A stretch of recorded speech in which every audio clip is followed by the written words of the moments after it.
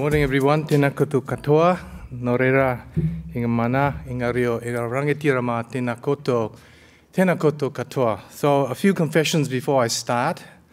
First of all, it was my phone.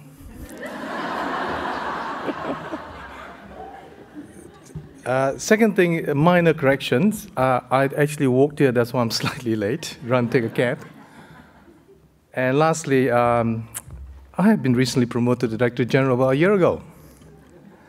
Hey, look, thank you very much for the opportunity to come and open this day for you. I read through the agenda. I'm very impressed with the lineup of both the international speakers as well as the national speakers. I'm quite sure that those of you who are here today, apologies for the phone call just in case the minister rings.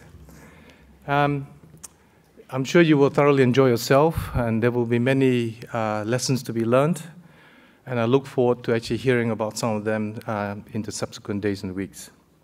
So my job here today is really simple. It's to really open the session, but having said that, nothing is ever simple with me. So I actually got up at 4 o'clock this morning, reflecting what I would say to you. So what I'm going to say to you is probably captured in a couple of slides, right? So as long as I know how to work this. There you go. I thought I'd give you an opening word. So this is something I crafted for myself that I thought I'd share with you. So the challenges and opportunities we face are complex and requires inspirational leadership that can set out a compelling narrative that starts with a clear purpose, a vision, mission, supported by strategies, and an operating model that encourages innovation and is strongly underpinned by values and culture that reflects who we are as New Zealanders. So this is my words. I've written that for myself to remind me constantly about the leadership challenge. So the context for today's leadership is three things. One is the drivers for change is largely around people, around technology, and the environment. The second context is that the operating environment we worked in has got this acronym. It's very fast-paced, it's ambiguous, it's volatile, it's complex, it's uncertain, and there's significant scale. So when you put all those things together, that is actually the environment we operate in. And lastly, the context for today's leadership is that we need to be aware that last century leadership model is not coping. So just to give you some stats in case you are sort of thinking, oh, there were kind of statements you heard before. So as you know, I like numbers. Auckland in 2020 is likely to have another 700,000 more people on top of its 1.5 million. And the people who arrive there will largely come from migration. And they're largely to come from the Asia-Pacific region. So imagine what will change, will drive change in Auckland. And what happens in Auckland affects the rest of New Zealand.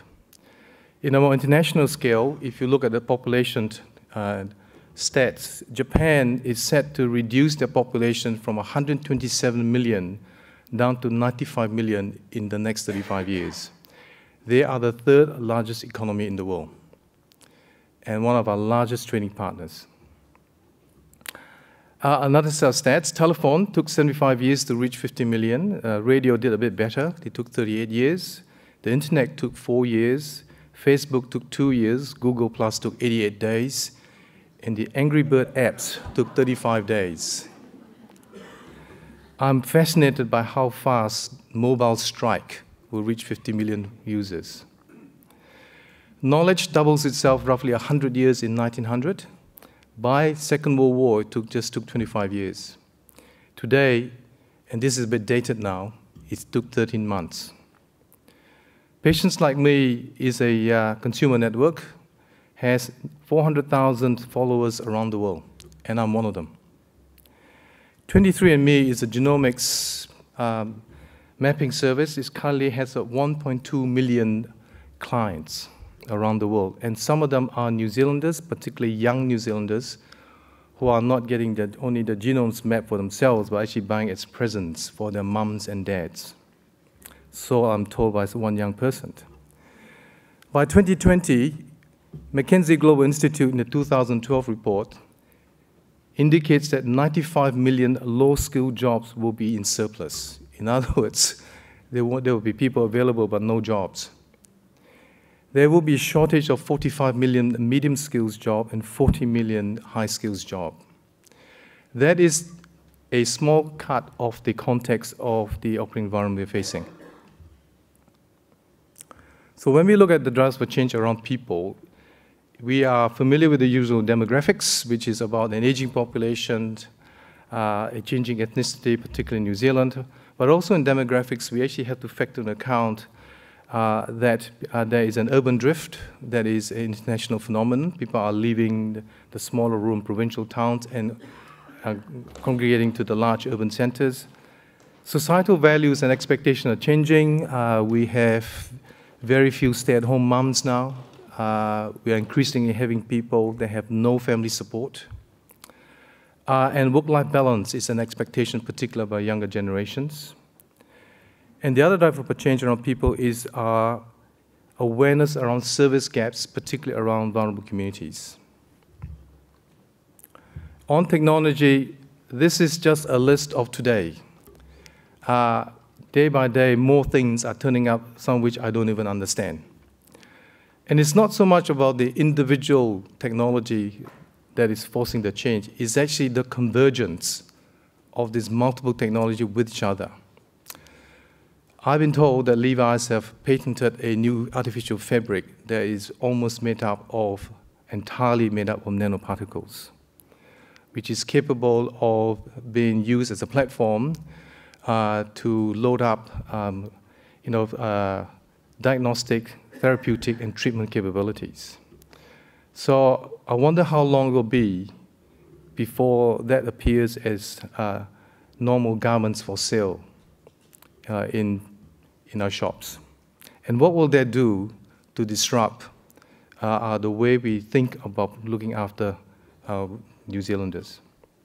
Genomics, we know of biotech, we know of nanotech, we know of advanced robotics is moving at a fast scale. In case you're not aware, already Selwyn Retirement Village in Auckland have introduced multiple robots into their facilities to look at how they may care for dementia patients. Sensors and wearables, 12 months ago, not many people wearing Fitbits. If you look around the room, I suspect there's quite a few of you wearing it. And some of you would actually have not bought it yourselves, probably given to you by your family for presents. Machine learning, artificial intelligence, that's something that we need to keep an eye on. And quantum computing and big data is a word that flies around. Very few people look into that. That has the potential for massive disruption. Just to give you an understanding of quantum computing, now this fact is at least 2 years old. It was given to me by a seventh former. The fastest computer in the world, given a particular complex problem to solve, took 100 years to solve the problem. The 1 or 2 quantum computers in the world took 100 seconds to solve the same problem. So you imagine the potential and the disruption it will bring. As a result of this stuff, one of the things that the ministry is quite aware of is that we, as part of redrafting the Newseum health strategy, we are taking into account that context that we talked about and have come up with 5 themes.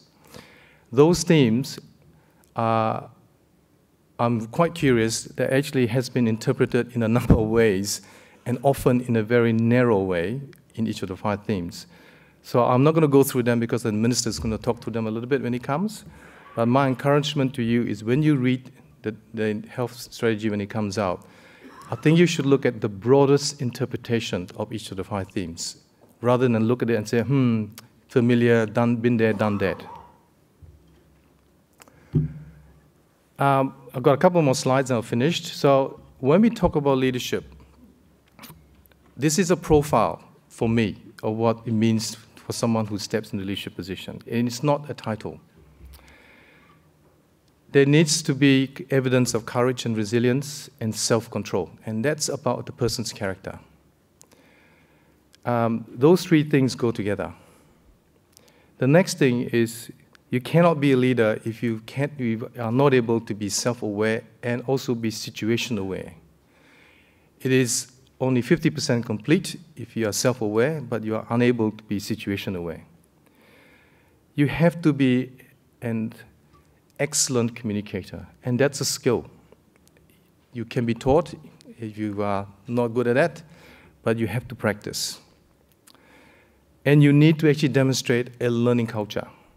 The reason that a leader needs to show a learning culture is that if you look at the fast scale and volume of change, it is not possible to continue to contribute and lead if you don't continue learning. In the public service particularly, service above self is an important value to have. And that means you have to put your personal agendas and your personal egos subservient to public good. Last but not least is to be a team player. Many people like to lead as part of a team, but only if they lead the team. To be a good leader, you need to be able to lead from the front, sometimes from the middle, and sometimes from the back. The quote I put at the bottom was given to me by one of my mentors a couple of years ago. He said, "Chai, your job is not just to be a great problem solver. Your job is to deliberately build and leave behind even greater leaders than you." Now, I was well into my career before he said it to me, and I said to him, I said, "Damn, I wish they'd told me that earlier. Would have made my job a lot easier." So I want to leave that with you, around those of you who are in leadership positions or think of going to leadership position. The challenge is not to be great problem solvers only. The challenge really is how we deliberately think about developing and leaving behind even greater leaders than we are. The leaders we need in the 21st century, I take a lot of my inspiration on this stuff from this particular book. It's a bit old, 2008, written around the time of the beginning of the first Obama administration. This particular author is not a good speaker. I watched him on the YouTube. He's very dry. But he writes extremely well. In his book, he talks about the journey of leadership from a cottage craftsman-master relationship through to an industrial era, through to what is needed now, which is called knowledge work interactive collaborators. We are largely in the industrial management leadership style. It is not fit for purpose. The knowledge work interactive collaborative leadership requires a minimum of 3 types of leaders collaborating with each other all the time. We need people who are strategic thinkers to work alongside high-performing implementers and highly accomplished networkers. I'm coming to the end of my presentation, so I'm going to give you my closing word. These words are not my own. These words belong to Mike McAbee, who is the author of the book. I like this particular quote because it motivates me. He says, "Leadership are those who are motivated to achieve the common good, who have the qualities required to gain willing followers in a particular culture at a historic moment when leadership becomes essential to meet the challenges of that time and place." Every single word of those need to be unpacked. I hope you have a really great day. I hope I leave some words for you to reflect on, and I look forward to actually hearing from what you get out of the day as we meet in our travels. Nō reira, tēnā koutou, tēnā koutou, tēnā koutou katoa.